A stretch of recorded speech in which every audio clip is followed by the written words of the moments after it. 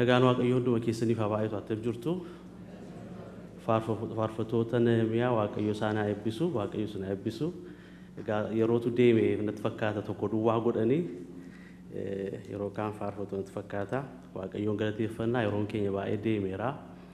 Kutaa har'a sila iddoo kanarratti dubbisan irratti hundoofnee sagalee waaqayyoo wajjiniin dhaggeeffannaa. Kutaan har'aa akkuma dhaggeessanii kutaa torban darbe iddoo kanarratti lallabamee wajjiniin kan taa'edha.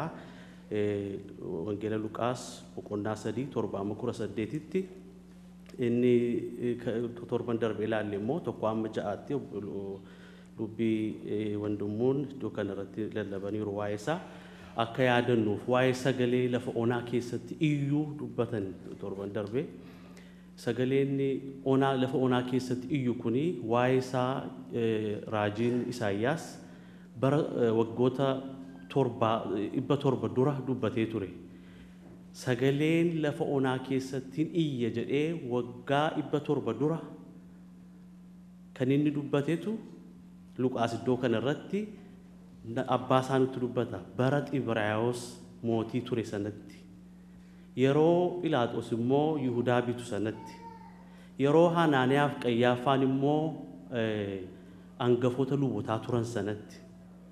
Herodoosiif obboleessi isaa Filiphoosis biyya 4 irratti yeroo bulchaa turan sanatti. Yeroo Yohaannis immoo lafa onaa keessa ture sanatti. Sagalee Waaqayyoo Yohaannis bira ga'e jedha. Inni raajiin Isaayyaas dubbate suni yeroo isaa eegee bara namoota kanaatti seenaa biyya lafaa yoo ilaaltanii maqaa namootaa kanan ilaaltu warri diistirii keessa jiru Xibraayos akka biyya lafaa bitaa ture Roomaa irratti. Herodoos Phiilaaxoos Pheenxoos jennu Phaanxoos Phiilaaxoos jennee waggaa torbanitti kan dubbannu bara isaa Yesuus akka fannifame kan dubbannu hundumtuu seenaa biyya lafaa keessa jiru. Iddoo kanattis Luqaas bara isaa sagaleen 700 waggaa 700 eegee lafa onaa keessa dhufe jedha. Sagaleen sun immoo Yohaannisiif dhufe. Abbootiin dura buutonni lubootaa achi jiru magaalaa keessa Yerusaalem keessa jiru. Garuu darbee lafa onaa keessa nama uffata gaariin uffanne nama nyaata gaarii nyaataan turre rifeensa gaalarraa kan hojjetame uffataa jedha torban darbe akka dhageenyetti. Nyaanni isaas immoo waanuma namoonni baay'een hin nyaannedha. Sagaleen sun darbee magaalaa Yerusaalem akka torban darbe dhageenye mana qulqullummaa dhagaa bareedaadhaan ijaarame darbee lafa onaa lafa hin tolletti sagaleen kun nama sana bira ga'e jedhee dubbata. Sagaleen sunis cuubamaa qalbii diddiirrachuu keessan qalbii garaa keessan diddiirrachuu keessan immoo mul'isaa jedha. Kanuma dubbataa darbe. Akka sagaleen gara isaatti dhufee Yohaannis mandaroota naannoo Yihudaa jiran mandaroota naannoo Yordaanos jiranitti darbee deebi'aa. Cuubamaa qalbii diddiirrachuu keessanis mul'isaa yaada garaa keessan geeddarachuu keessanis mul'isaa jedhee dubbata ture. Maaltu ta'e kutaan har'aa waa'ee kanaa dubbata. Lallaba kan erginii lallabe booddee nama attamitti isa simate attamitti fudhate nama lafa onaa keessaa iyyu kanaan attamitti simatan maal godhan dhaga'anii deebi'aniiru immoo kan jedhu nutti agarsiisa. Sagaleen kadhannaa gabaabsinee Waaqayyo akka nuti dubbatuuf.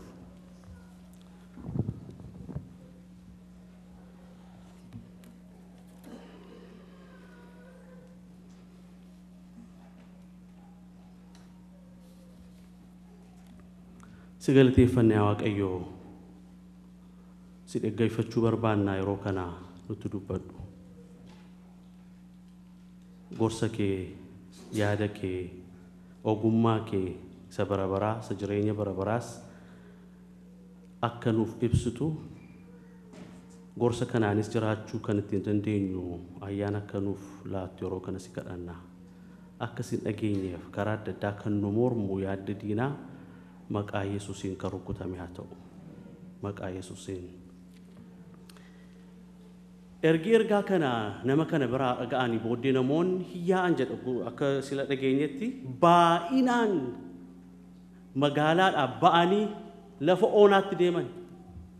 waldoonni guguddaan jiru waldaan sun guddaan sun jira Yerusaalem keessa hangafoonni lubootaa jiru namoonni kun garuu isa darbanii ba'anii lafa onaa lafa tolleetti lafa aduun isaan danda'amnetti lafa taa'umsaan jirreetti achitti yaa'an baa'inaan ba'an jedha akka yeroo Yoonaas fakkaata Yoonaas namoonni na dhaga'anii ofumaan na ergitaa jedhee ba'e karaa isaallee gadhiisee ture beektu Nanaweetti argamee Tarsees deeme namoonni dhaga'uu maaliifan deemaa dura'oodhaa jedhee deeme Waaqayyo garuu karaa qurxummii deebisee isa achi geessee magaalaa keessa Waaqayyo magaalaa kanan galagalcha guyyaa sadiitti akkuma abiddi bu'uutti dubbateen hin eenye namoonni deebi'u jedhee garuu namoonni Nanawee maal godhan soomaaf sagadaan beelladoonni illee akkana nyaatan nyaanne godhanii guyyaa sadii gara Waaqayyootti deebi'an kana fakkaata iddoo kana irrattis Yohaannis deebi'aa jedhee labse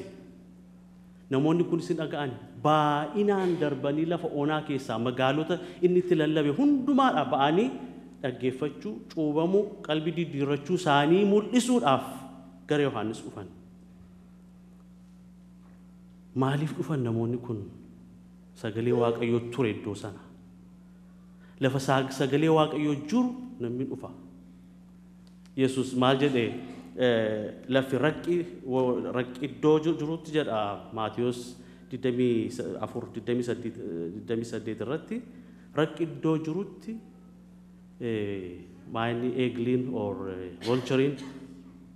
vulturein mumain or joobirri achitti wal ga'a jedha lafa waan nyaatamu jiru sanatti joobirri achitti wal ga'a sagalee Waaqayyoo iddoo sana waan jiruuf namicha sana bira Yohaannis bira waan ga'eef sabbi yaa'ee iddoo sana dhufee ture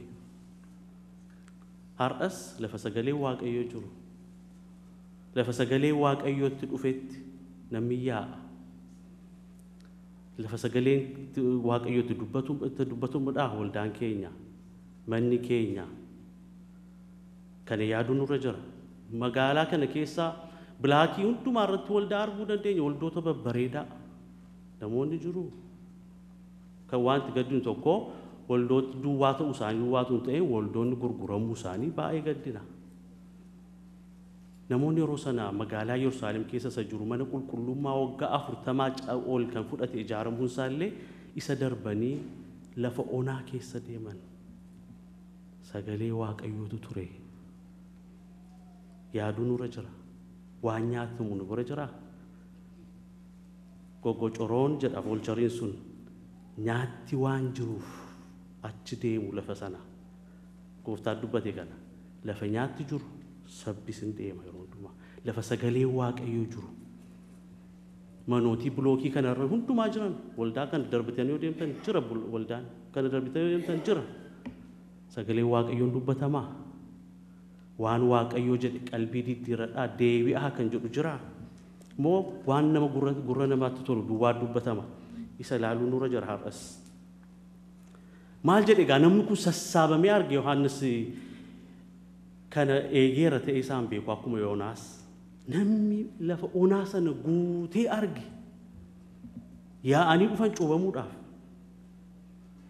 maal jechuu sarra jira namoota kana eekamsiisuun irra jiru jechuu sarra jira baga nagaan dhuftanii karaa baay'ee kuttanii lafa onaa keessa aarsaa gootanii yeroo keessanii fi humna keessan dhufu keessaniif baay'ee isin galateeffadha jedheetu jalqabee baay'ee gaarii ture anatu ta'e akkas jedhee jalqaba inni kan jalqabe garuu waan dhaga'uun isaa nan amanaa suukeessu dubbate isin ijoollee mar'ataa akkasin jedhama kun public speech namattis dubbachuudhaaf communicationidhaas hin ta'u waanuma nagaa dubbataa gara nama dhukkubutti dhufama malee akkasiin dubbatamu inni garuu jalqabbisaayyuu isin ijoollee mar'ataa eekamsi isin irratti bu'uudhaaf jedheerraa akka baqattaniif eenyutu isin gorse fuula isaaniitti dubbata straight direct itti dubbata hin ossine waan tokko namoota kana gaddisiisu namoo yaa'ee dhufeera lallaba kosaan mandara isaaniitti dubbadhe dhaga'ee deebi'ee dhufeera kanaaf maalitti dubbadhe jedhee waanuma Waaqayyotu dubbate sana dubbata wantichi baay'ee cimaadha garuu dhugaadha. Isin maqaa Waaqayyootiin deddeebitu garuu biffi keessan adeemsi keessan hojiin keessan maqaa Waaqayyoon saba Waaqayyoo jedhamtanii beekamtu biyya lafaa hundumaa irratti garuu akka saba Waaqayyootti deddeebi'aa hin jirtan karaa du'aarra jirtu. Hojiin keessan amala Waaqa keessaniin agarsiisuu jedheetu dubbata. Kana ijoollee mar'ataa jechuun ijoollee Waaqayyoo isa amanattanii minisanii hojiin keessan isan mul'isu ijoon keessan isan agarsiisu. Kana amannaa karaa du'aarra fiigaa jirtu ariifataa jirtu jedhee dubbata. Maqaa Waaqayyootiin waamamaniiru, filatamaniiru, booji'amaniiru, garbummaa jalaa ba'aniiru, garuu jireenyi keessan isan fakkaatu. Kanaaf ijoollee mar'ataa jedhee dubbata iddoo kanarratti. Maal fakkaanna maqaa Waaqayyootiin waamamneerra? Jiruun keenya, dubbiin keenya, deddeebiin keenya Waaqayyoon ulfina isaa hin agarsiisaa, hin calaqqisaa, hin mul'isaa. Yohaannis kana argi ijoollee mar'ataati isin Yesuus iddoo tokko irratti nu ijoollee Abrahaam nama abbaa Gabraan qabu jennaan noo Yesuus Yohaannis 8 irratti yaadatu min isin ijoollee Abrahaam isin ijoollee abbaa isa gara biraati ijoollee seexanaati jedhe Yesuus dubbate Yohaannis 8 irratti. Warra Yihuudootaan abbaan keenya Waaqayyoodha abbaan keenya Abrahaam jedhe ismin isin ijoollee Abrahaam miti. Ijoollee abbaa isa tokkooti. Ijoollee seexanaati. Maaliif yaadni isaa ajjeesuudhaan ajjeesuu barbaaddu. Fedha hamaa sana isin keessatti argaa jira. Kun ijoollee Waaqayyoo isin hin godhu. Yohaannis kanuma dubbate. Yesuus durayyuu dubbate. Ijoollee mar'ataa. Attamitti gorsa eessaa argattan isin kan baqattan jedheetti dubbata. Hojiin keenya maal fakkaata? Namoonni eenyuun argu jireenya keenya keessatti, lafa hojii keenyatti, mana keenya keessatti. Waaqayyoodhaan argu. Maatiyos 5 irratti akkas jedha. Namoonni hojii keessan isa gaarii arganii abbaa keessan isa waaqarraaf ulfina akka kennaniif ifni keessan akkuma kanatti namoota duratti ifu. Namoonni hojii keessan arganii ulfina Waaqayyoodhaaf kennu. Lafa hojii keessanitti ulfina hin kennu namoonni. Mana keessanitti ijoolleen keessan hojii keessan jireenya keessan dubbii keessan arganii Waaqayyoof ulfina kennuu hin danda'u. Karaa irratti yeroo konkolaataa keenya oofnu namoonni akkaataatti oofnu how is my driving jennee laxxafnu akka warra kaanii garuu hin kennu namichi kun nama Waaqayyoo ta'uun isaanaaf priority naa kenne jedhanii qabu akshinii baay'ee jira. Hin kennu alatti arganii namoonni hojii Waaqayyoo ulfina Waaqayyoo jireenya keenya keessatti immoo akkuma Yohaannis jedhe ilmaan ijoollee mar'ataa jedhee akka inni dubbate. Waaqayyoon waa gargaaru. Maal jedhaan abbaan keenya Abrahaamidha jettanii of hin jabeessinaa jedhee moo dubbata. Kanaan of hin jabeessinaa. Waaqayyoo ijoollee saba dhagaa kana keessaa kaasuu hin danda'a. Isaan hin booninaa. Kanan qaba jettanii cuubameera jettanii maqaa Abrahaamiin ijaan qabdu ijaan godhatan taanaan. Kunoo asitti amma cuubameeraanii jettanii Yordaanos keessatti Yohaannis na cuube jettanii isa duwwaadhaan boonuun hin danda'amu. Yookiis maqaa Abrahaam qabattanii an Abrahaam abbaa qaba jettanii boonuus hin dandeessan. Of hin gowwomsinaa. Of hin jabeessinaa jedhee dubbata. Maal jedha lakkoofsa 8 irratti ammas yaada garaa geeddarachuun keessan ijoo gaarii haa godhatu. Ilaa cuubamtanii iddoo kana yeroo baatanii qalbii diddiirrachuu agarsiisuu keessan mul'isuu keessan. Qalbii diddiirrachuun keessan garuu ija haa godhatu.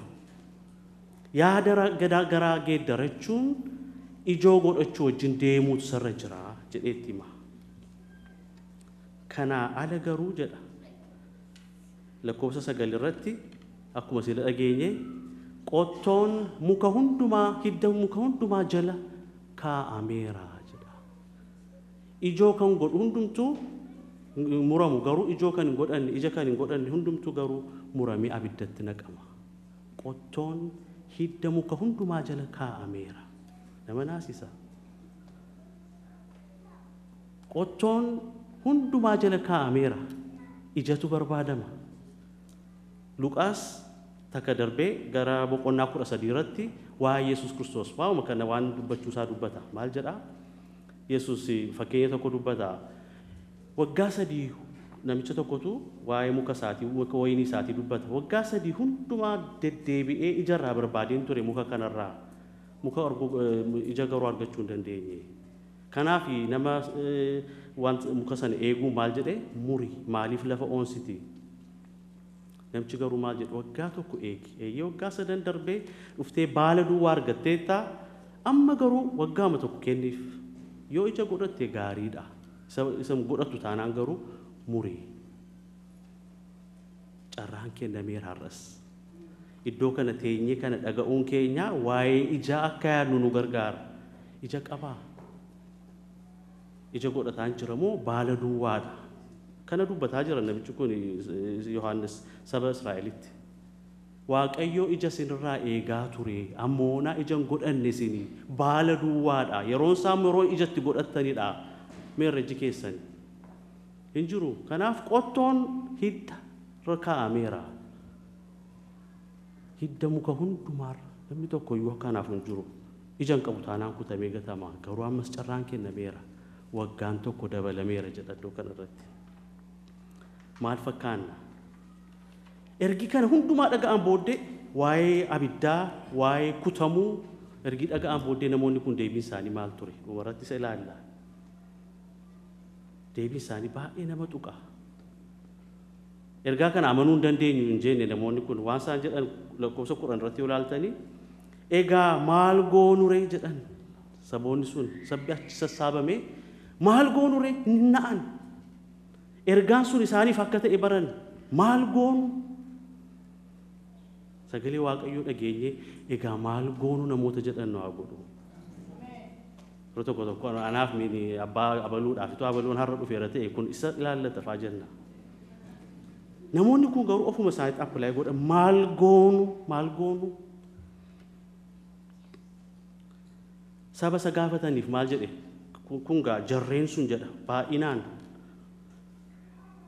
uffata 2 kan qabu lakkoofsa 10 irratti kan hin qabneef haa kennu nyaata kan qabu warra dhabaniif haa ga'u waa'ee ijaa dubbate waan ta'eef ijjinni jettu kun maayinni maal goonu yeroo jedhanii waliin ga'a waan qabdan sana maal qabdu kan hin qabne baay'ee jira. Iddoo kanatti dubbatamaa ture silas Benitaanis dubbataa turte waan kun nuuf oksaamin saba baay'ee beenna mana maatii keenya keessaa firoota keenya keessaa ollaa keenya asittis achittis kan 2 qabu ilaa warri ikoonomistii maal jedhu bare minimum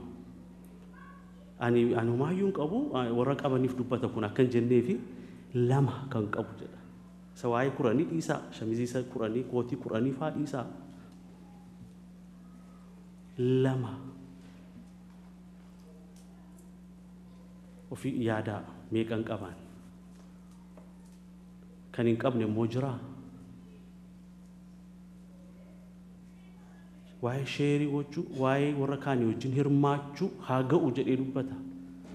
Ijoo godhachuu jechuun kana ijoo jechuun waa'ee sammuu keessatti ofii guddachuu duwwaatu hin ta'in waaqayyo wajjin quunnamtii gaarii jabaa qabaachuu ta'in waaqa koo wajjin jechuu duwwaatu hin ta'in vertikaalii horizontaalis qabala akkas akka moofannoo. Anaan jaallachuun keessan walii keessan jaallachuun immoo akkuma sinsinni waanuma abstiraaktii mini sammuu keenyaa jaalladhu waan jedhu waatu hin ta'in kennuudhaan hirmaachuudhaan warra kaanii wajjiniin kan argamudha. Kanaaf immoo eebbifamuuf qabaachuu baay'ee ni barbaachisu 2 qabaannaan. Ilaami darbee immoo maal jedhaa? Nyaata kan qabu warra dhabanii haa ga'u jedhee dubbata. Kan qabu dubartiin Saraaptaa yaadattu Eeliyaas beela'ee qoraan funaanti kanaaf maaloo nyaata bishaan qabaatte bishaan naa fidi jedheen haa ta'u jettee bishaan iyyuu hin jirre yeroo sana bishaanuma qabdu isaa wajjin hirmaachuudhaaf yeroo manatti galtu yoommoo waanuma xinnoo buddeen xinnoon yoo jiraate wajjiniin fidi naa fidi jedhe Dhugaa nama waaqayyoo kanallee sin ossu waan tokko iyyuu jiru daakuma xinnoo jira ishee immoo buddeenuma tokko toshee anaaf ilma koo nyaannee duudhuudhaaf jennaan. Dabalatallee hin qabdu si akkan tokko nyaatanii duudhuudhaaf. Isuma naaf fidi. Yeroo tokko gaaffiin kun nutti ulfaata attamitti kana gaafata. Jaartiidha ijoollee mucaa tokko qabdi. Garuu dubartiin kun amantiidhaan deemtee toshitee fiddee mana isheetii amma beelli sun dhumutti waggaa 3dhaaf buddeenis daakuunis dhumnee waan nyaatamu dhabne basheetii. Kana dubbata iddoo kana irratti haa ga'u kan nyaatu kan qabu warra kaan wajjin yeroo sana baay'ata yeroo sana eebbifama. Maal gochuu dandeenya warra kaan wajjin waa'ee isaanii waaqayyo duratti warra boo'aa jirruuf maal godhaa jirra? Amma humna kooti maal godhaan jira? Lama isa qaburraa isa tokko attam godhaan jira? Itti yaadneerraa ijoo godhachuun kana iddoo kanarratti akka dubbatutti darbeemmoo maal jedha? Gad bu'ee immoo warri qaraxaan fuudhan immoo dhufan 12 irratti nummoo maal goonu jedhan isaanis kan muramerraa caalchiftanii hin fuudhinaa. Amma warra ikonomii dhufe warra diinagdee maal goonu? Isinis hiyyummaa saba kana irratti qooda guddaa qabdu. Waan murame caalaa fudhattu. Baay'ee qabdu akka Zakkiyoos yaadattu. Baay'ee sooressota mana isaa keessaa waan baay'ee qaba. Yeroo gooftaan mana isaa dhufe 4 deebisa jedheera. Isa tokko fuudhee 4 caalaa dabarseen kenna jedheera. Sooressota jechuudha. Attamitti sooressota ta'anii isa murame caalaa fudhatu jechuudha. Yohaannis elaa sirna diinagdee achitti dubbata.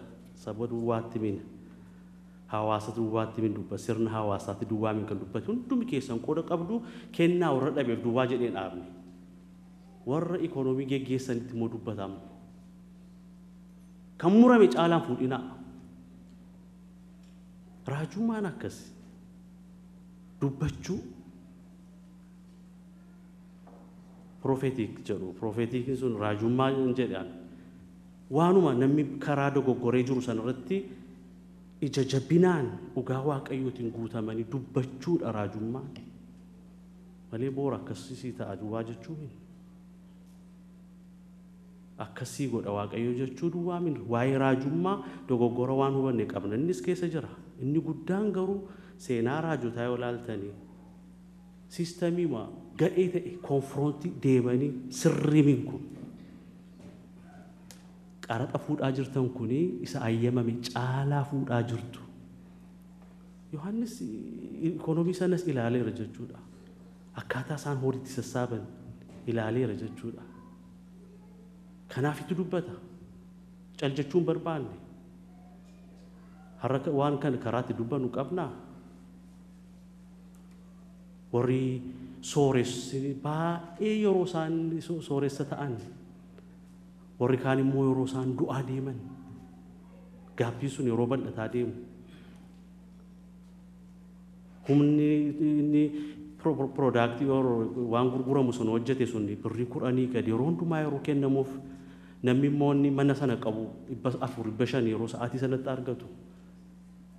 Maal gochuu dandeenya? Attamitti dubbanna? Qabnaa karaatti dubbannu hin fudhatinaa. Yaadattu yeroo Naataan Daawititti dhufee dubbatu waan tokko dubbate. Daawit elaa nama tokko ture hoolaa tokkitti qabaa. Yaadattu seenaa sana. Ollaa isaa immoo nama sooressa guutuu baay'ee jira. Hoolaa baay'ee qaba 1000 kan ta'an. Yeroo tokko keessummaatu dhufee sooressa sanatti. Hoolota isaa sana keessaa tokko qaluu waan sassateef isa ollaa isaa sana bira deemee hoolittii sana obboleettii isaati haadha isaati maatii isaati inni akka hoolaa duwwaatti min kan ilaalu ishee harkaa butee qalee keessummaa isaa geggeessatee jedhe. Kana fakkaata. Warri dadhaboonni isuma qaban illee amma isaan dhabanitti eenyu dubbata? Mootii kana godhetti deemee dubbata Daawit. Naataanii Daawit isa ajjeesuu akka danda'u iyyuu beeka. Deemee garuu karaa barbaadee jaalalaan umarratti si jedheen namni kun situ kana godhee jedheen dubbachuu dandeenya karaa barbaanne karaa jaalalaa dhugaa sana hinaaffaa waaqayyoodhaan guutamne sistamiin yeroo badaa deemu haalli sirni isaa sirni diinagdee sirni ikoonoomii yeroo badu attamitti dubbanna akka kiristaanaatti ani attam raajummaan kun maal fakkaata attamitti dubbadha waa'ee kana namatti dubbadhu qaba karaatti dubbadhu qaba akka waldaattu attamitti dubbanna kanatti akka Yohaannis aarsaa nu baasisa taanaa du'as yoo ta'e sadaffaa kan dhufan 14 irratti ilaala warri loltu moo jedhanii nummoo maal goonure jedhan warratti dhufan isaanii warri loltu warri humna meeshaadhaan bitan Yohaannis beeka waa'ee isaanis nama dirqisiistanii saamina nama sarkistanii humnaanii sobaanii abbaa firdiitti geessitanii fararsiisina ilaamanni itti dubbatu sirna siyaasaatti dubbata sirna militariitti dubbata laala namoota kun namoota jabaadha namoota billaa isaanii fidhatanii dhufanii achi jiru achumatti waa gochuu danda'u garuu dhugaa isaatti dubbata cuubamaatti deebi'a jechuu hin danda'a garuu dhugaa isaatti dubbata meeshaadhaan dirqisiistanii namoota saamaa jirtu humna qabaatan kanaan power corrupts jedhu warri faranjoota absolute power corrupts absolutely humna qabaatan kanaanii namoota kana humnan qaba jettanii qawween qaba jettanii nama kana baay'ee joorsaa jirtu qabeenya isaanii jalaa fuudhaa jirtu sila biyyaneetaa waan kanaa dubbataa turte magaalaa ijoollee 12 finne suni amma gurgurameera baadiyyaan sun jedhe akkaattuu jedhamu sun namoota kanatti kana dubbata hiyaadatu waa'ee Ahaab kan jedhamu tokko mootii Samaariyaa ture humna qaba kanaaf qonnaan bulaa Naabot jedhamu tokko argate iddoo isaa jaallate lafa wayiniin kun baay'ee natti bareedeera naannoo koomoo jira nan barbaadaa natti gurguri jedheen yoo barbaadde immoo gara biraasii kenna hin ta'u macaafa mootii 21 faa 22 keessa jira Naaboteen dhaala abbaa kootiiti kana horii amma miyyoo naa kenniteen gurguru abbaa kootti ni yaadadha ijoollee kootti hin dabarsaa Ahaab hin gaddees manatti galee nyaatas lagate horii manaasaa Izebel jedhamti maal taati maal nyaata lagatte waa'ee Naaboteetti itti Naabotee nama jedhamu beektaa akkas naan jedhee lafa sitti hin kennu naan jedhe ati amma Israa'el nama bituudha ati amma mootiidha kan nyaata nyaatu jettee amma fala jalqabdi xalayaa magaalaa Naabotitti jiraatutti barreessite xalayaan sun maal jedhaa jaarsoliin magaalaa Naabotitti jiraatu kan akkas godhaa soomaaf sagada waamaa ilaa akka ishee karaa waan afuuraa fakkaachisu soomaaf sagada waamaa Naabotis waamaa Naabotis iddoo ol ka'arra kaa'a namoota warra hin buune immoo lama waamaati yeroo inni iddoo sanatti argamee taa'u mootiif waaqayyoo yeroo inni arrabsu ageenyeerra namoota jedhan godhaas namoota sana yeroo sana abbootiin firdii itti afaradanii dhagaadhaan rukutamee reebamee haduu jette namoonni sunis xalayaa sana yeroo dubbisan maaliif kana boonan jenne gubbaadhaa dhufe waan ta'eef hin gaafanneeyyuu kanaaf soomaaf sagada mandara sanaaf waamanii Naabotes hin dhufee Naaboteef immoo iddoo gaariyyuu kennan iddoo ol ka'aa kennan jedhan baay'ee nama dhibaacheessuudhaaf garuu bukkeessaa immoo namoota wayirra hin buune kaa'an namoonni sun akkuma sagaddi sun jalqabeen gumiin sun jalqabeeni ka'anii namicha kana argineerra mootii yommuu arrabsu waaqayyo sirru ageenyeerra jedhan achumatti abbootiin firdii nama waaqayyoof mootii arrabsee dhagaadhaan reebamee du'aa achumatti ajjeesan isaanis xalayaa barreessan Naabot du'eera isheenis kan argii mirkaneeffattee booddee dhuftee Ahaabitti ka'i lafa sila horiidhaan jette sana bilaashaan argattee fudhadhu Ahaabis gammadaama deemee laficha fudhate garuu waaqayyoo dhiigni namaatti gara isaatiin iyya waan ta'eef Eeliyaasiin iddoo biraa jira Eeliyaasiin ka'i deem jedhe ke'ammeerootti mul'attudha yeroo baay'ee ugattee taa'aa biraa si ajjeesuuf si barbaada amma garuu ka'e deemi lafuma sanarratti isa arge Ahaab dhiiga Naabotee ajjeestee lafa isaa fudhatte Naabotee ajjeestee dhiiga isaa dhangalaastee lafa isaa fudhatte mini dhiiga isaa akkuma saroonni arraabani kan keessi immoo saroonni dhiiga keen arraabu dhiiga isaa argeera na argattee yaa diina koo jedhe deebiin isaa kan inni jalqaba yaa diina koo na argattee eeyyeessin argadhe dubbachuu mootiitu dubbata ilaala lubbuu isaatti faradee dubbata namichi kun waan ati godhaa jirtu kun humna keetiin nama kana ajjeesisteetta humnan qaba jettee har'as waan baay'ee ta'aa jira lafa isaatiif namicha kana dhiigi isaa dhangala'e hin kennu dhaala jedhee waan dubbateef maal godhaa jirra maal godhaan jiraan noo maal godhaa jirra kun seenaa amma yeroo kana bara keenya keessatti argaa jirrudha maal godhaa jirra prophetic aarsaa baasuu aarsaa ta'uu jechuudha jireenya keenya keessatti waaqayyoon waa gargaaru kanaaf waamamneerra waan ta'eef umarratti namoonni kun maal jedhanii namichi kun Kiristoos ta'uu sarra jira Kiristoosii laata jedhanii gaafachuutti ka'an jedha laphee isaanii keessa ilaa kunis qoromsaa yeroo namoonni Kiristoos namaa jedhanii ta'innaa laata nama jechisiisa namoonni baay'een dogoggoraniiru kana Yohaannis garuu an miti Kiristoos mini hidhaa kophee isaallee harkaan tuquun nama naaf ta'u mini ulfina sanallee argachuun naaf hin ta'u inni ana booddee dhufa inni abiddaa fi hafuura qulqulluudhaan isin cuuba an bishaan duwwaadhaan isin cuuba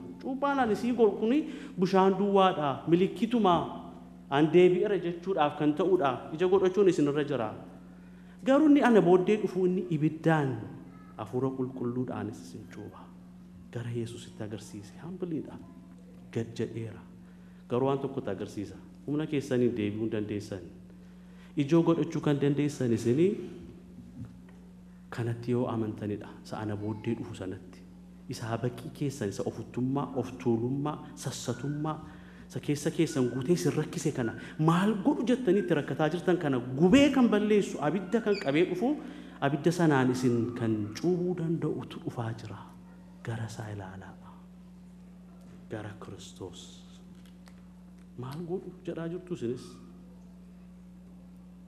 humni jira humni Kiristoos humni isin keessan jiru humni gaaffii baay'eetu sammuu keenya keessa dhufeera maal godhu gara isaatti agarsiise Yohaannis dhufaa jira ana booddee ana min isa isatu isin gargaaruu danda'a ammas gara isaa ilaalla kan nu gargaaruu danda'u ogummaadhaan nu guutuu kan danda'u waan gochuu nurra jiru kan nutti agarsiisuu danda'u gara isaa ilaalla ijji keenya gara isaa ilaala gooftaan nu gargaaru hin kadhanna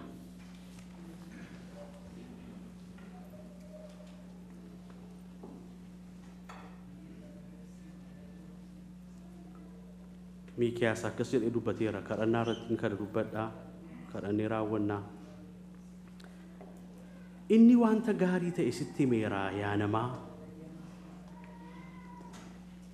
wanta qajeelaa ta'e fudhatame hojjechuu garraamummaa jaallachuu gad of deebiftee waaqayyoo kee wajjiniin deddeebi'uu malee gooftichi maal sirraa barbaada ree jedha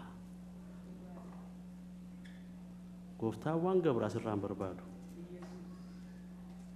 wanta qajeelaa ta'e fudhatame hojjechuu gaarummaa jaallachuu gad of deebiftees waaqayyoo kee wajjiniin deddeebi'uu malee gooftichi maal sirraa barbaada ree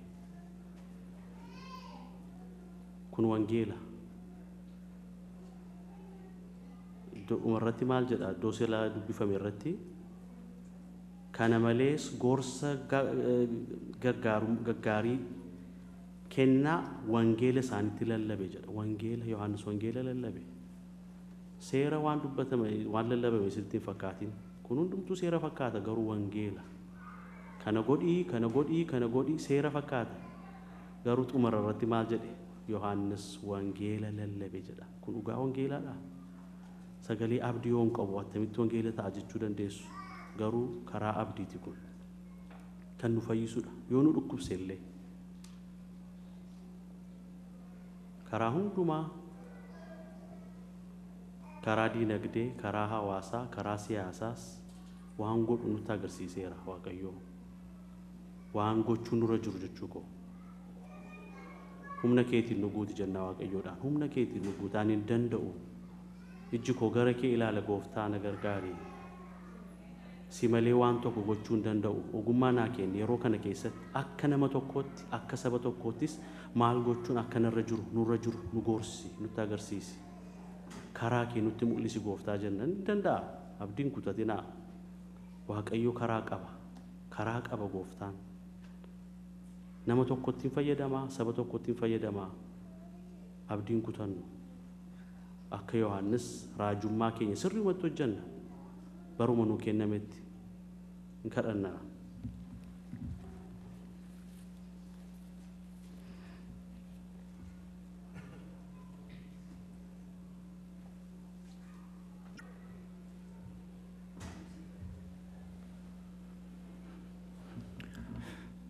sagalee keetiif galanni siif haa ta'u gooftaa.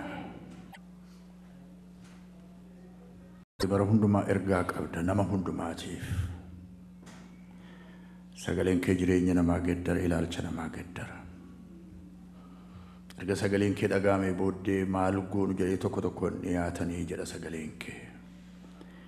Nus har'a sagalee kee erga dhageenye booddee maal goonu ree haala amma keessa jiru kana keessatti akka nama Waaqayyootti maaltu nurraa eegama maal gochuutu naa ta'a jenne isa duwwaan fayyina nuun ta'u isa dhageenya yoo jiraanne isa dhageenya hojiitti yoo hiinne isa gara jireenya bara baraatti kan nama geessu biin kee yaa Waaqayyo yeroo hundumaa deddeebiin nutti dubbatu gochuu akka dandeenyu ija jabinaaf humna nuu kenni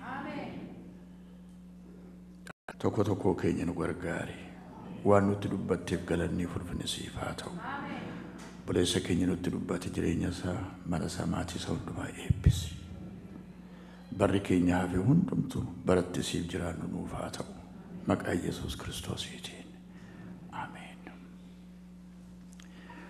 Dr. Dinqisaa gooftaan si eebbisu baay'ee fayyaa ta'ii siin jenna isa nutti dubbateef sagalee Waaqayyoof galanni ulfinni haa ta'u. Amma warra keessumsiisanani afeeraa dungoo akkasin hirtanii atoo gargaariin kutinii yerootti daqiiqaa muraasaaf saba keenya yaadannu ta'a. Baay'ee hin dheeressinu already yeroon keenya darbeera waan ta'eef dungoo kana yeroo fudhattan baay'ee eegganna akkasin gootan isin gaafannaa isa coccobuudha waan ta'eef gadi gombiftanii walirraan qabsiifattan hin copha yoo gadi gombisanii warri keessumsiiftan ammas nu gargaaraa deemtanii qabsiisuusi amma dungoo duwwaa harkatti qabannaa idduma teenye walii dabarsaa warri keessumsiiftan baay'een irratti hirmaadhaa nama yartuun argaa jira waan ta'eef akka dafee wal ga'utti ergaa dungoo kan harkatti qabannee qophoofnee booddee kadhata jalqabuu keenya fuula dura daqiiqaa tokko lamaa fi isin agarsiifnaa wanta ta'aa jiru biyya keenyatti hundumti keessanuu hin beektu tarii kaan keessan hin argine taatu hunda isaa agarsiisuu illee hin dandeenyu because dandeessaniin ilaaltanii kaleessa waaree booda mucaa kootti agarsiisuu yaalee jennaan danda'e hin ilaalu itti iyyite hin ilaaluu danda'etti namoota baay'een danda'anii hin ilaalan ilmaan namaarra kun ga'a jedhanii yaaduu hin danda'an sababii ta'eef sammuu namaa ol waan amanuu dandeessanii ol kun dhuguma ijoollee Oromoorra ga'a dhuguma dhiigi isaanii akka dhangala'a dhuguma akkasinan isaanii ta'e kan jedhu baay'ee isin cinquu hin barbaannu salaaltanii garuu salphaatti understandii gochuutti hin dandeessanii daqiiqaa tokkoof isinitti agarsiifne isa booda dungoo keenya qabsiifna. Warri keessumsiiftanii gaatteettiin akka qabsiifamu baay'ee irratti yaada gadi gombifamee akka inni cobu hin barbaannu. Ispeeshaalii naannoo kaarpeetii garana kan jirtan gidduu kan jirtan gajjallallee kan jirtan kaarpeetii irraa pilees isiniin jenna waan tokkollee akka cobu hin barbaannu hin ba'u irraati sababii ta'eef. Ijoolleetti immoo hin kennina. Yoo ijoolleetti kenninan immoo you have to be able to monitor. Baay'ee eeguus hin barbaachisa. Akka ijoolleen gadi hin gombifne yookiis akka waliin qabsiifne ijoolleetti kennitaniittu yoo ta'e pilees nu gargaara.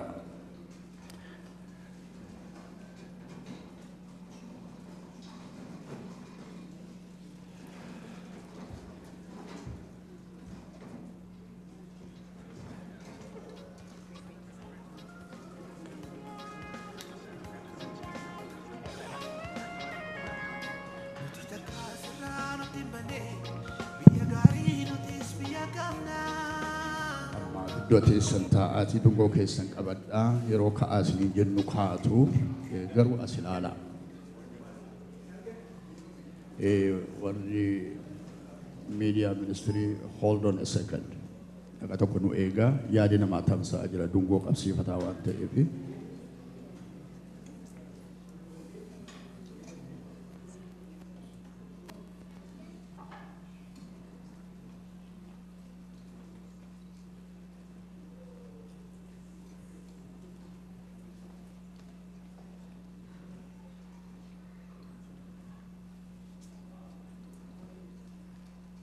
Obbolooti keenya warri suuraa kaaftan viidiyoo kan kaaftanii qophaa'uu dandeessu tarii warra kaaniif sheerii gochuun barbaachisaa saba keenya wajjin ammam dhaabataa akka jiru akka isaan argan barbaanna sababii ta'eef amma danda'ame har'a poostii ta'utu irra jira. Hundumtuu arganneera jedhee yaada. Go ahead.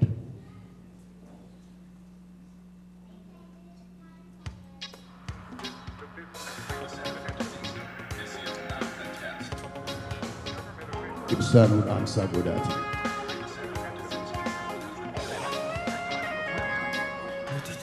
Ibsaa hundumaa dhaamsaa.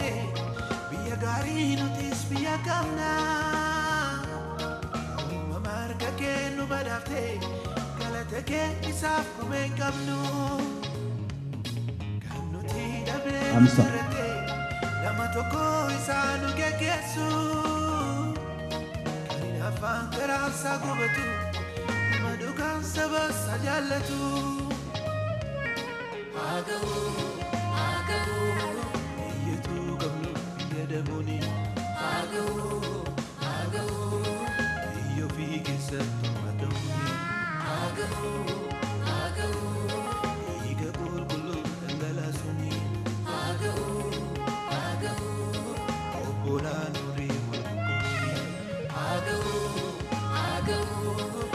Taree boda lakamani Agawu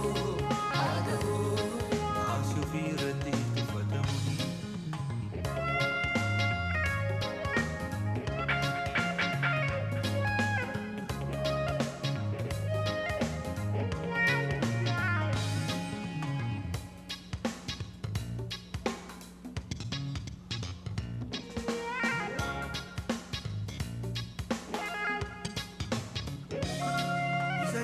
Satif isinfine, isagara satif isinbulle, sabake sanin kanigone, dugan bulle dugan kanjiraku, wakayo nama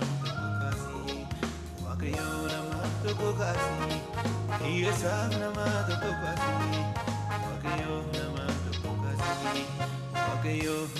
tokokasi, sanyikov nama tokokasi, wakayo nama Wagayo nama tokokasi, biyakov nama tokokasi, wagayo nama tokokasi,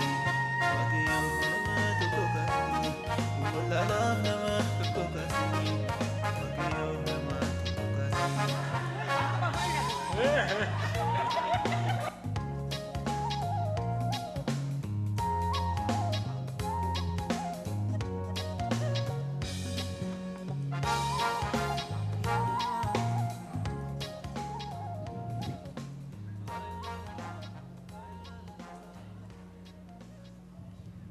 haa ta'u hundumti keenya kaanee dhaabannaa.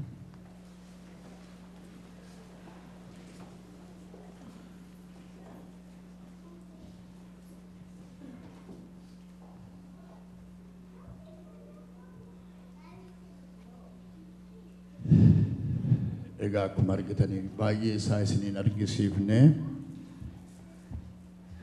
sababii ilaaluunsa baay'ee isinitti ulfaatuu fi dhiiga isa dhangala'uu nama isa du'e bakka itti mul'atu namoota fuula fuulaan itti dhukaasaa jiran homaa isiniin agarsiifne amma waama salphaadha kan isin ilaaltan malee homtuu waan nama jeequ hin jiru garuu dubbiinsa kanaa ol akka ta'e bara waan addana teessanii ilaaluu dandeessanii ol imimmaan keessan qabachuu dandeessan yoo kana ilaaltan saba keenya irratti ta'aa jira kun saba Oromoo irratti ta'aa jira naannoo tokko naannoo lamas miti guutummaa Oromiyaa irratti ta'aa jira sabni kun karaa hundumaatiin harka wal qabatee ka'e jenereeshiniin amma isin argitan kun jenereeshinii addaati jenereeshinii walii galee walirratti atuu du'a ilaalu walirratti dirmatu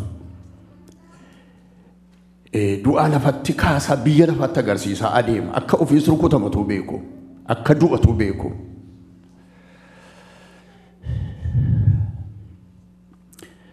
medungoo keessan akka ol kaaftanitti ani beeku attamitti akkasini mijatu ijoolloti keenya biyya akkatti godhan beeku akkas godhu harka isaanii wal qaxxaamursu akka dungoon gadin deebinen barbaada garuu harka keessan isa tokko duwwaa kiroosii godha yoo isinii danda'ama ta'e malee itti rakkatina yaadisa hiikaansa isinii wajjin jirra jechuudha sabni keenya hidhamee jira hidhaa keessa jirra rakkina keessa jirra harki keenya miilli keenya hidhaadha akka jechuuti argataniittu ijoollota yuunivarsiitii keessanii nyaati jala taa'ee harka isaanii ittiin wal jala dabarsanii gad jedhanii taa'an doktoroota argitaniittu harka isaanii wal jala dabarsanii girgiddaatti achi galagalanii dhaabatan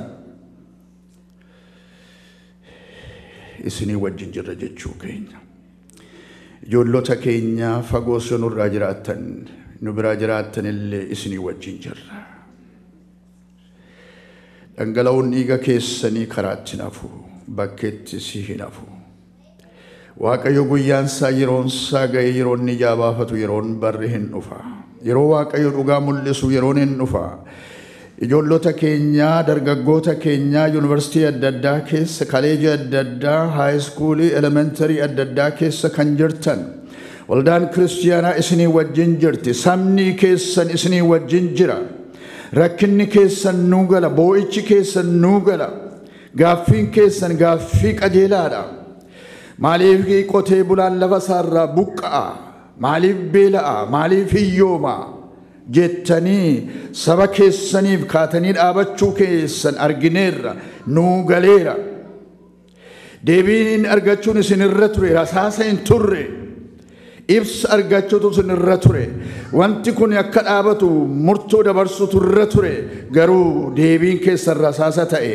baay'ee isaaniis owwaallattaniittu du'aa keessan baattanii fiiddaniittu kaan keessan immoo owwaallachuudhaaf carraa dhabdaniittu iddoon owwaalchaas iddoo wal jajjabeessitan iddoo walii wajjin boossan iddoo caalaatti humna walii taatan ta'eera iddoo garaagaraatti owwaalamaa jiru ijoolleen keenya sabni boo'aa jira sabni wawwaataa jira gaddi keenya guddaadha ol adeemaa keenya du'e waan ta'eef gaddi keenya guddaadha beekaa keenya tajjeefamaa jira waan ta'eef gaddi keenya guddaadha fuulduree keenyatu badaa jira waan ta'eef ijoollee keenya waaqayyo garuu nu wajjin jira waaqayyo isinii wajjin jira waaqayyo inni kadhata namaa dhaga'u inni deebii kennuu danda'u iyyata namaa kan karaatti hin ganne haadha hiyyeessaa iyyitu inni dhaggeeffatu isa beela inni dhaggeeffatu waaqayyo waaqarraa gara saba keenyaa ilaalaa jira saba waaqayyo ammas ni danda'ame amma beektan waaqayyoon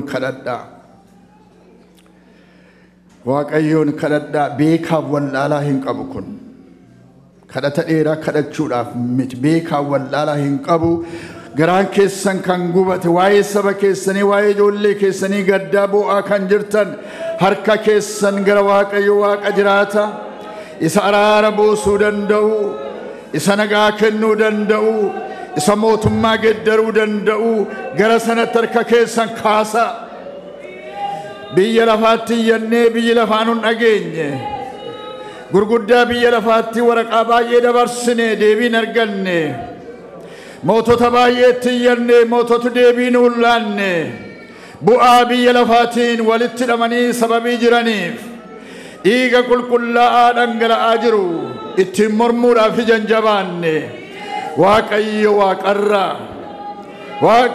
waaqarraa gara keenya ilaali gara ijoollee keenyaa ilaali gara daa'imman keenyaa ilaali gara dargaggoota keenyaa ilaali gara abboota keenyaa ilaali gara haadhota keenyaa ilaali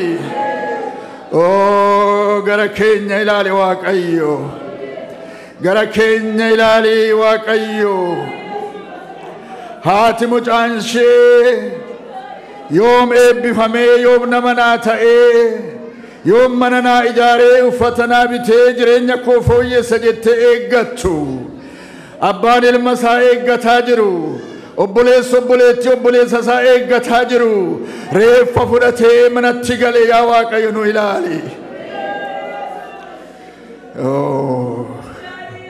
gara Waaqayyootti iyyaa obboloota koo iyyaa gara Waaqayyootti gara Waaqayyo Waaqa jiraata isa seenaa jijjiiruutti iyyaa iyyi keessan akka dhagaamu amanaa Waaqayyo seenaa hin jijjiira amanaa Waaqayyo haala hin geeddara amanaa miilolaa dhugaa namni qabu dhosseera otuu ta'e mootummooti baay'een hin geeddaraman turanii nama ajjeesuun dhugaa dhossuu danda'eera otuu ta'e mootummaan biyya lafaa gurguddooti har'a biyya lafaa keessaa hin dhiban turanii kanaafuu Waaqayyo isa dhugaa mul'isuu danda'u ajjeesuun hiikaa isan taan isa beeku Waaqayyo duratti iyyanna sitti iyyataa jirra yaa Waaqayyo waldaan kiristaanaa kun sitti iyyataa jirti sabni waldaa kiristaanaa Oromoo already Minnesota keessa jiru gara keetti iyyaa jira waa'ee ijoollee keenya waa'ee saba keenya waa'ee isa dhumaa jiru isa du'aa jiru waa'ee isa maasii isaarraa buqqa'ee waa'ee isa agabuu bulee waa'ee isa jireenya harkatti babbadee gara keetti iyyaa jirra Waaqarraa nu ilaali Waaqarraa gara keenya ilaali dhugaa keenya nu mul'isi dhugaa keenya nu mul'isi haadha hiyyeessaa ilaali abbaa ilma dhabe ilaali haadha ilma dhabde ilaali obboleettii dhabde ilaali obboleettii dhabde ilaali abbaa manaa haadha manaa dhabe ilaali haadha manaa abbaa manaa ishee dhabde ilaali dargaggeessa fuudhaaf eegamu karaatti hafe ilaali yaa Waaqayyo maatii sanaatti jajjabeessi seenaan kun haa geeddaramu seenaan kun nurra haa darbu seenaa geeddaruu si duwwaatu danda'a amantiidhaan fuula kee duratti dhiyaanna maqaa Yesuus Kiristoosiitiin haa geeddaramu inni dhiiga namaa dhugu inni ajjeesu inni karaa hundumaatiin ijoollee keenya fixaa jiru maqaa Yesuus Kiristoos isa hundumaa danda'utiin gara booddee haa deebi'u nagaan biyya keenya keessa haa buufatu mootummaan walqixxeenya ilmaan namootaatti amanu haa dhaabatu mootummaa nama ajjeesu hin barbaannu mootummaa ijoollee keenyatti dhukaasu hin barbaannu mootummaa nu dhaggeeffatu barbaanna Waaqayyo kan saba keenya dhaggeeffatu kan saba keenyaaf deebii kennu ati mootummaa nu kaasi maqaa Yesuus Kiristoosiin ajjeechaan kun nurra haa darbu badiin kun nurra haa darbu boo'ichi kun nurraa haa ka'u gadadoon nurraa haa ka'u waan kana gootuuf galanni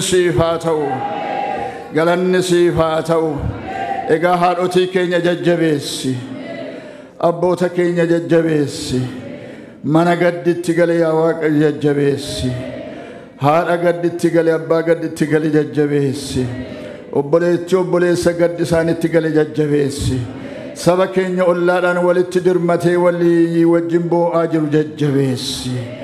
Jabaadhaa ijoollee koo seenaan kun jijjiiramaa ittiin jedhe. Sabni keenya biyya alaa jiru harka wal qabatee tokkummaadhaaf jaalalaan saba isaa wajjin dhaabachuu akka danda'uufis gargaare. Waan kadhata keenya nu dhageesseef galanni siif haa ta'u. Waan nu wajjin jirtuuf galanni siif haa ta'u. Waan deebii nuu kennituuf galanni siif haa ta'u. Deebii guutuu waan nuu kennituuf galanni siif haa ta'u. Maqaa Waaqayyo kan Abbaa, kan Ilmaa, kan Hafuura Qulqulluu sadanii Waaqa tokkootiin. Ameen. Garaa keessanii gara Waaqayyootti ol fudhadhaa, eebba fudhadhaa. Waaqayyo isina eebbisu, isina eegu. Waaqayyo fuula isaa isiniif haa ibsu, isinitti araaramu. Waaqayyo fuula isaa gara keessanitti deebisu, nagaa isaas isiniif haa kennu. Maqaa Waaqayyo kan Abbaa, kan Ilmaa, kan Hafuura Qulqulluu sadanii Waaqa tokkootiin. Ameen. Ta'a.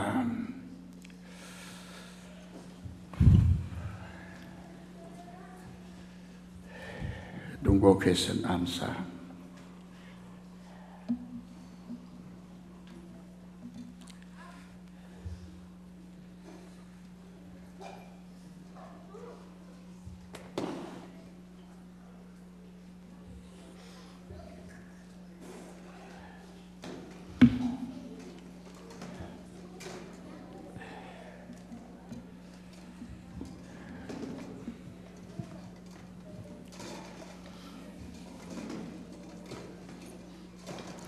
Maqaan Waaqayyoo haa eebbifamu. Nu warra gaddanii boo'anii abdii kutatan miti, warra abdii qabnuudha. Abdii keenya Waaqayyo nuuf haa haaressu. Waaqayyo jireenya keenya, jireenya obboloota keenya haa eebbisu. Sababii sagantaan keenya xinnoo dheerateef sila yaadachiisa tokko tokko dubbachuu hin dandeenye. Daqiiqaa tokko naa kennaa please. Isa booda gara shaayii bunaa adeemna. Keessummoota torbee simannaa. Torban darbee filuu shaatii iddoo kanatti torban irraa akka kenninu isinitti himnee namooti galmeeffamtan jirtu. Filuu shaatii namooti galmeeffamtan jirtu torban har'aa kennama. Namooti dhaga'iin irra dhageesse yoo jiraattan inshuraansii kan qabdanis kan hin qabnes iddoo kanatti filuu shaatiin hin kennama torbee. Obboleessa keenya Darajjee baay'ee galateeffachuun barbaada. Waalgiriinsi wajjin hojjetee haala kana waan nu mijeesseef Waaqayyo isaa eebbisu. Waldaa Kiristaanaa keenyaa keessatti konfiraansii qopheessaa jirra. Nama dubbatus, nama faarfatus waamneerra. Januwaarii 8 amma 10tti Waaqayyoon nu kadhataa tura. Yeroo qusachuudhaaf ammallee